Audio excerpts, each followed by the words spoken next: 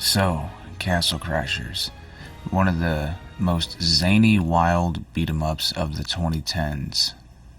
Created by Tom Fulp and Dan Paladin, Castle Crashers gives us local gameplay and multiplayer online and both offline, which helps the gaming experience if you'd rather play online or if you'd rather play offline. It has 3 different gaming options, which it did in the original set too. A nice slew of characters, as you can see, and these are just the starting characters because I wanted to do a playthrough for the channel, and then this is going to be Back Off Barbarian. The idea with this one is that it's a puzzle game, so what you want to do is you want to hit the corresponding buttons, but they're all backwards. So you have to keep avoiding the enemies, and as long as you do, you get more time, which gets you a higher score. You want to get the max amount of stars, and it's really fun and adds a new dynamic to the whole theme of the Castle Crashers game. It's different.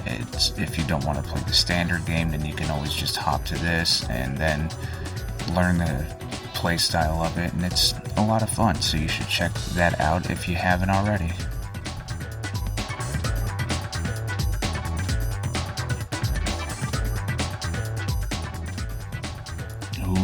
Arena mode. Arena mode is basically just try to survive. It's survival mode, but with a glorified little setting.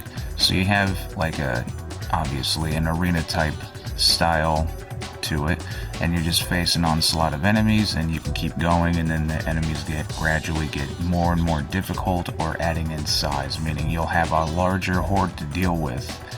Another thing that this game does, which I think is nice, is the more people you have in your party, it auto-adjusts the enemies. In other words, more people, more enemies, but it doesn't hike up the difficulty that much.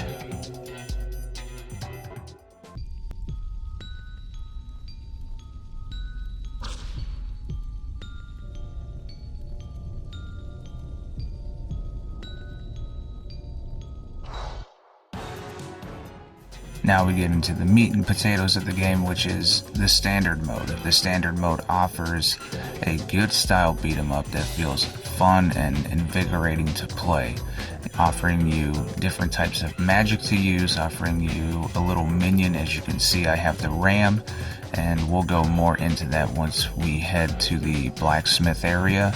But yeah, I mean, it's a lot of fun to play. It's definitely unique, and the animation is really good. It's a lot of fun, and it does have some difficulty to it, but it's not a difficulty that'll keep you away. It's just like you can get easily swarmed, but they give you so much utility to work around it that it's not that big of a deal. You can use your magic. You have a shield because you're a royal knight. You have to rescue the princesses, and if you play multiplayer, you fight for them. Literally, to the death, one another. The winner gets all. So, yeah, now we're going to go ahead and show you the experience screen.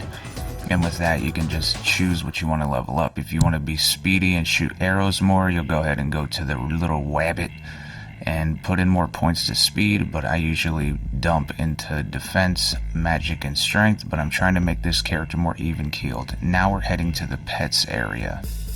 So the pets area, you can have a slew of different pets and minions. I only started a playthrough of this so I could do a preliminary video.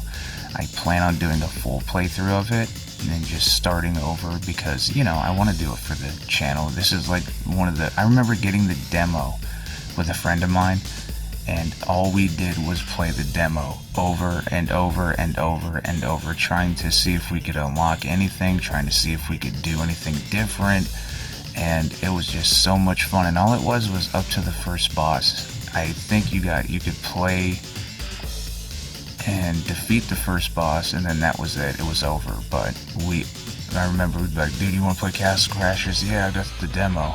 And we would play it, so I eventually bought it. God, that was a long time ago. I'm old, y'all. So now we go into the frog's mouth, and then that's where our weapons are stored. Weird, I know, but there's a lot about this game that is weird, including a secret ending, if you want to call it that. It's not really a secret, but it definitely gets you. So yeah, you'll get a slew of weapons and they're all stored here, so if you pick it up and you drop it and it disappears, don't worry, just go back to the blacksmith. It'll be there in the frog's mouth. Always trust the frog's mouth to keep your weapons. With the large overworld, we get to see many aspects of this world that the creators have given us and really explore, which is one of my favorite things about it. And here we have the dreaded first final boss. So obviously it's fast forwarded, and that's not because it's a slog or nothing. It's just because I wasn't sure how much I was going to actually say, but I have so much to say about it that I almost feel like I should put it back to normal speed, but I'll refrain.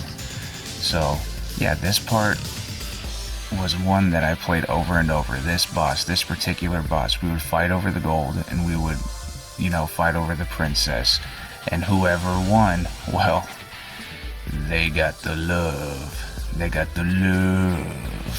So then you get your little count screen right there, so if you're playing with other people, you could compare. All in all, this game is one that's close to my heart, and one that will be on the channel in the future.